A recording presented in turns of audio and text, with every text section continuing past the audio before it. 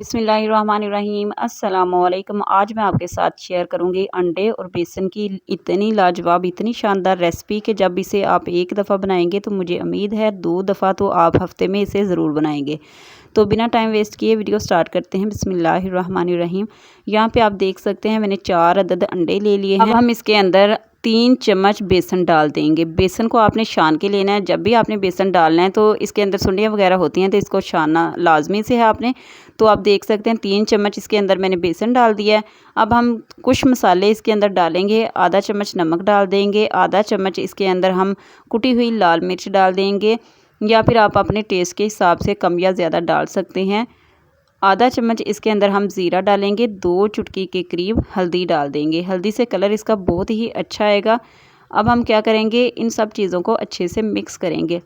Mix आप mixer की मदद से भी कर सकते हैं या फिर आप चम्मच की मदद से भी कर सकते हैं। बस आपने अच्छी तरह से इसको मिक्स करना है ताकि इसके अंदर कोई गुठली वगैरह ना रहे। अब हमने इस मिक्सर को क्या करना है कि पैन में आपने घी ले लेना है थोड़ा सा, और इस पैन के अंदर आपने ये सारा मिक्सचर डाल देना है। आप देख सकते हैं मैंने सारा मिक्सचर इसके अंदर डाल दिया है। जब हल्का हल्का सब पक जाएगा ना इस तरीके से, तो आपने इस मिक्सचर को फोल्ड कर लेना है। जो आपने रोटी बनाई है ना इस अंडे और बेसन की, इसको आपने इस तरीके से फोल्ड कर लेना है, जिस तरीके से मैं कर रही हूँ। तो आप देख सकते हैं माशाल्लाह से अल्हम्दुलिल्लाह से बहुत ही मज़े का जो है ना इसकी लुक आई है। तो इस तरीके से फ़ोल्ड करने के बाद आपने क्या करना है, किसी भी कटर की मदद से या फिर छुरी की मदद से इसको कट कर लेना है, जिस तरीके से मैं काट रही हूँ। आप देख सकते हैं सारे जो है ना मैंने यहाँ पे कट कर लिए हैं। अब आप इनको चाय के साथ ऐसे भी ले सकते हैं। ये बहुत ही टेस्टी होते हैं, बहुत ही मज़े के बनते हैं, इतने लाजवाब बनते हैं कि जब आप इसे खाएंगे तो आपको मज़ा ही आ जाएगा।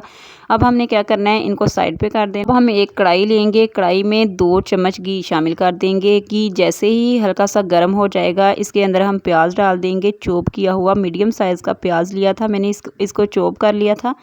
अब हम क्या करेंगे, प्याज को अच्छी तरह से हम ब्राउन करेंगे। बहुत ज़्यादा आपने ब्राउन नहीं करना, बस हल्का सा इसको गोल्डन ब्राउन करना है। तो आप देख सकते हैं प्याज को 1 से 2 मिनट के लिए मैंने ब्राउन कर लिया यहाँ पे। अब हम इसके अंदर 1 चम्मच लहसुन का पेस्ट डालेंगे। अगर आप चाहें तो आप अदरक भी इस्तेमाल कर सकते हैं, लेकिन यहाँ पे मैंने अदरक इस्तेमाल नहीं किया। 1 चम्मच लहसुन का पेस्ट डाल दिया। लहसुन को भी हम अच्छा सा ब्राउन कर लेंगे ताकि इसकी कच्ची स्मेल जो है ना वो ख़त्म हो जाए। तो आप देख सकते हैं लहसुन को भी प्याज के साथ मैंने 1 से 2 मिनट के लिए अच्छे तरीके से भून लिया है। अब हम 1 टमाटर और 2 हरी मिर्चें इसके अंदर काट के डाल देंगे। तो मीडियम साइज़ का टमाटर मैंने इसके अंदर डाला है। अच्छी तरह से सारी चीज़ों को मिक्स करेंगे और इसके अंदर हम डाल देंगे आधा चम्मच नमक, आधा चम्मच हम डाल देंगे कुटी हुई लाल मिर्च, आधा चम्मच इसके अंदर डाल देंगे कुटा हुआ धनिया। सूखा धनिया लिया था मैंने, इसको मैंने कूट लिया। आधा चम्मच यहाँ पे हम डालेंगे ज़ीरा, 2 चुटकी के करीब हम हल्दी डालेंगे। हल्दी से कलर बहुत ही अच्छा आएगा। तो आप देख सकते हैं सारी चीज़ें मैंने डाल दी हैं। अब सारे मसाले जो है ना टमाटर और प्याज के साथ अच्छी तरह से मिक्स करेंगे। अच्छी तरह से मिक्सिंग करनी है हमने इनकी, ताकि मसाले जो है ना अच्छी तरह से इनका टेस्ट जो है ना प्याज और लहसुन के अंदर आ जाए। आप देख सकते हैं 1 मिनट के लिए मैंने अच्छे तरीके से भून लिया। अब हम इसके अंदर थोड़ा सा पानी डाल देंगे और अच्छा सा मसाला हम तैयार कर लेंगे और 1 से 2 मिनट हम इसे अच्छी तरह से पकाएंगे। तो आप देख सकते हैं 2 मिनट के बाद हमारा मसाला बहुत ही अच्छा फ्राई हो गया है, बहुत ही अच्छा जो है ना इसका कलर आ गया है। अब हम इसके अंदर थोड़े से मटर डाल देंगे। तो आप देख सकते हैं मटर मैंने डाल दिए हैं। अब हम अच्छे तरीके से मिक्स करेंगे और मटर को भी मसालों के साथ 1 से 2 मिनट के लिए अच्छे तरीके से भून लेंगे। तो जब हम कोई भी सब्ज़ी बनाते हैं उनको अच्छी तरह से भूनना चाहिए, तभी हमारी सब्ज़ियों का टेस्ट जो है ना वो हट के आता है। तो आप देख सकते हैं अच्छे तरीके से मैंने मटरों को भी मसालों के साथ जो है ना वो भून लिया। अब हमने जो पीस बना के तैयार करके रखे हुए थे ना वो इसके अंदर हम शामिल कर देंगे और अच्छी तरह से मिक्स करेंगे। मिक्स करने के बाद इसके अंदर हम थोड़ा सा पानी डाल देंगे। पानी डालने के बाद हमने क्या करना है, इसको ना 2 से 3 मिनट के लिए हमने कवर करके पकाना है। तो आप देख सकते हैं मैंने अच्छे तरीके से इसे मिक्स कर दिया। मिक्स करने के बाद इसके अंदर अब हम 1 गिलास पानी शामिल करेंगे।